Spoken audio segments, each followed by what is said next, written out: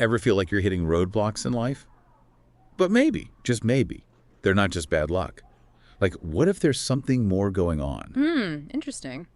Yeah, so today we're going to dive deep into this idea, exploring this concept of divinely placed obstacles. Okay. And we're going to use the story of Gomer from the book of Hosea to kind of unpack this whole thing. Sounds good. All right, so the specific text we're looking at here is Hosea chapter 2, verse 6. Okay. Where God says, "Therefore I will block her path with thorn bushes." Wow. That's a pretty powerful image, right? Right. Thorn bushes. Yeah. Ouch. Yeah. So the her in this case is Gomer. Mm-hmm. And she's on this search for like love and fulfillment, right? Right. But she's looking everywhere except like in her marriage. Yeah.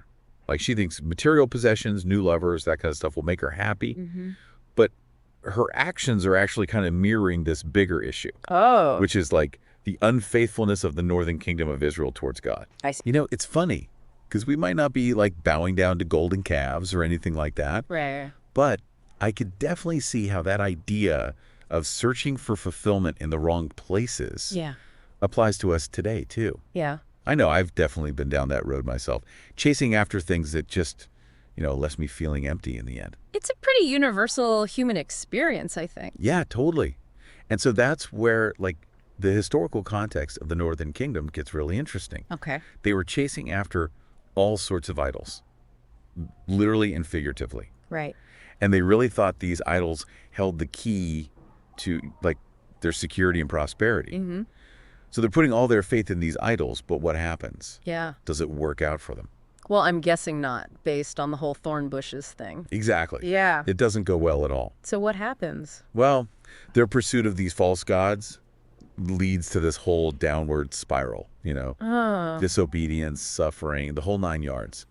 It actually triggers these civil wars. Kings rising and falling left and right. Wow. So you can imagine tons of instability. Yeah. And eventually it just throws their whole world into chaos. So it's like they're creating these blocked paths for themselves. Yeah. Putting their faith in things that ultimately lead to more chaos, more instability. It's pretty ironic when you think about it. It really is. Yeah, and it gets even worse. Oh, no. Yeah. That happened. Eventually, like, a lot of them are deported. Deported? Yeah, to foreign nations. Wow. Totally uprooted from everything they knew. Oh, man. And it's not even just like a physical separation from their homeland, Right. but a spiritual one too, Right. from the very things that they'd put all their trust in. That's heavy.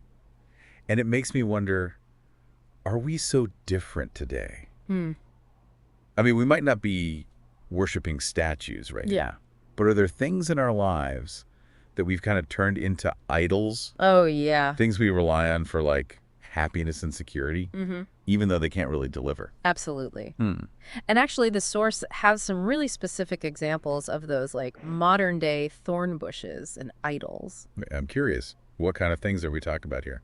Well, let's start with family. Okay. It's so easy to place like these unrealistic expectations on our loved ones. Yeah. Almost as if they're like solely responsible for our happiness, And then when conflicts come up, which they inevitably do, Right. we might struggle to resolve them. Yeah. And it can leave us feeling kind of lost and frustrated. I can definitely relate to that. Yeah. Like sometimes it's like we put our family members on this pedestal, Yeah. and then when they don't live up to that image we have in our heads, we end up feeling disappointed. Right? It's almost like we've made them into idols without even realizing it. Exactly. And it's like the same thing can happen with our careers too.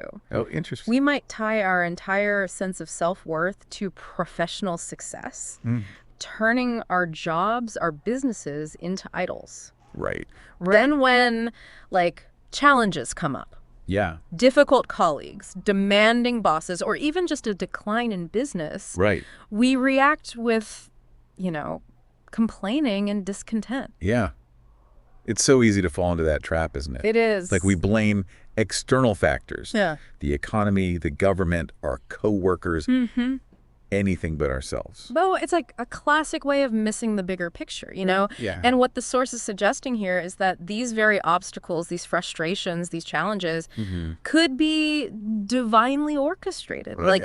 Just like God blocked Gomer's path with thorn bushes. Right. He might be doing the same for us. Hold on. That's a pretty intense thought. Yeah. Are we saying that every time something goes wrong, it's God like putting up roadblocks? That seems a little, I don't know, a little harsh maybe. Not necessarily, but like the point is to be open to the possibility that these thorn bushes, they might actually be opportunities for growth. Right. And redirection?